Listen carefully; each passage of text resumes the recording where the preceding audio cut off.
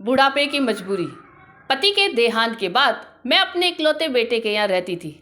मेरी बहू का एक अलग ही रूप मुझे देखने मिला, साथ ही बेटे का भी। दोनों के मन में क्या है मैं अच्छे से जानती हूँ। वो चाहते हैं कि मैं वृद्धाश्रम में चली जाऊँ। उनके जाने के बाद मुझे ये सब देखना और सुनना पड़ेगा, इसका मुझे अंदाजा भी नहीं था। पर मैं मन मान कर अपने बेटे और बहू की बातें सुनकर भी यहाँ रहती हूँ, क्योंकि मुझे मेरे पोते और पोती दिखाई देते हैं। उनकी झलक पाकर मुझे सुकून मिलता है। घर के बाहर एक टीन की झोंपड़ी में रहती हूँ। मेरी बहू को कोई दिक्कत नहीं हो, इसलिए मैं घर के बाहर रहती हूँ। बेटे ने थोड़ी मेहरबानी की है तो ऊपर टीन की चादर लगवा दी है। समय समय पर थोड़ा राशन दे देता है तो मैं अपना बनाकर खा लेती हूँ। मैंने अपने बेटे को कह दिया कि मेरी वजह से उन दोनों को कोई प्रॉब्लम नहीं होगी।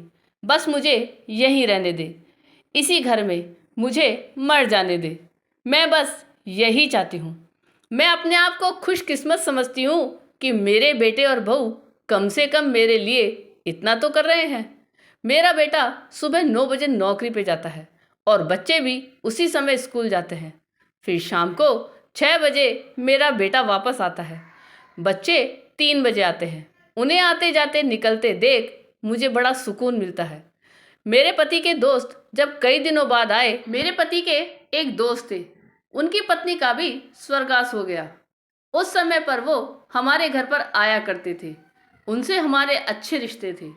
उनका घर हमारे घर से थोड़ी दूरी पर था। पैरों में समस्या हो गई थी, ठीक से चल नहीं पाते थे। वो बड़े दिनों बाद मेरे यहाँ आए। मुझे उन्हें देखकर अच्छा लगा। उनका हाल भी मेरी ही तरह था। बच्चे अब उनसे भी परेशान थे। आकर मेरे पास अपना दुखड़ा रोते थे और उन दिनों को याद करते थे। बुढ़ापा हम जैसों को बहुत रुलाता है।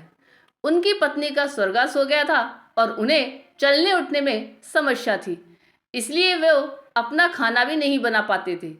मेरे पास आए तो मैं समझ गई कि यह इनकी मुसीबत में चलकर अपने पुराने दोस्तों के यहाँ आए हैं। खाने की चाह में थी। उनकी भी अपनी मजबूरी थी। वो आए तो मैंने उनके लिए खाना बनाया और उन्हें खिलाया। मना कर रहे थे नहीं खाना, लेकिन मुझे पता था कि उनको भूख लगी है। बहू ने खाना नहीं दिया। मेरी बहू ने मुझे और उन्हें खाना खाते देख लिया। वो कुछ भी ना बोली। ऐसे ही वो यहाँ 2-3 बार आए। जब भी वो आते मैं उन्हें खाना खिलाती।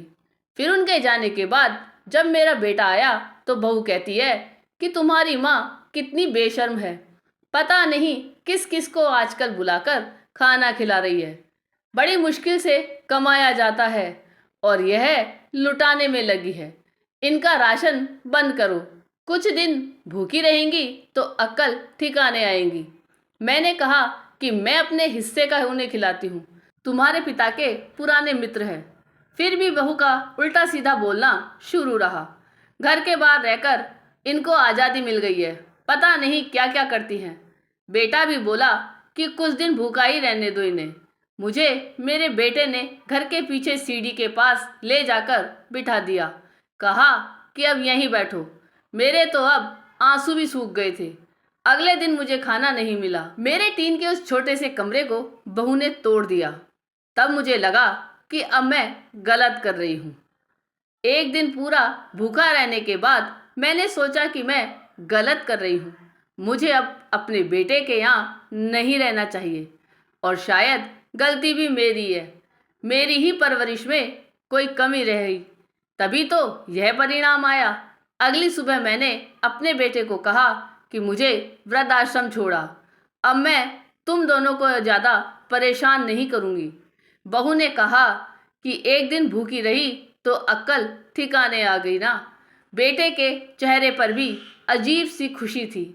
जल्दी से तैयार हो गया मुझे छोड़ने के लिए। बहू कह रही थी कि आज की छुट्टी ले लो, यहीं आसपास मत छोड़ाना, कहीं 3 दिन में वापस आ जाए। मैंने अपनी बहू से कहा कि बेटी चिंता मत कर, मैं अब नहीं आऊँगी। मैंने अपने पोता पोती को गले लगाया। मुझे पता था कि अब मिलना नहीं हो पाएगा। बेटे को भी चाहती थी कि एक बार जी भर के गले लगा लूं, लेकिन वो बोला चलो जल्दी करो।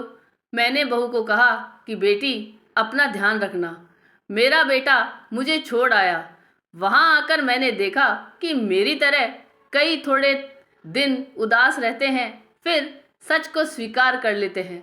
मैं अब यहाँ खुश हूँ, कुछ काम भी करती हूँ। मैं चाहती हूँ कि ऐसा कहूँ कि ऐसा किसी के साथ ना हो, लेकिन ऐसा कब किसके साथ हो जाए कोई बता नहीं सकता। लेकिन माँ बाप को ऐसे समय के लिए भी तैयार रहना चाहिए। बस बच्चों को पाल कर बड़ा कर दो, उनसे कुछ उम्मीद मत रखो। आपको ये कहानी कैसी लगी यह कमेंट करके ज़रूर बताइएगा। चैनल पे नए हो तो सब्सक्राइब जरूर कीजिएगा और वीडियो को लाइक और शेयर कीजिएगा। धन्यवाद।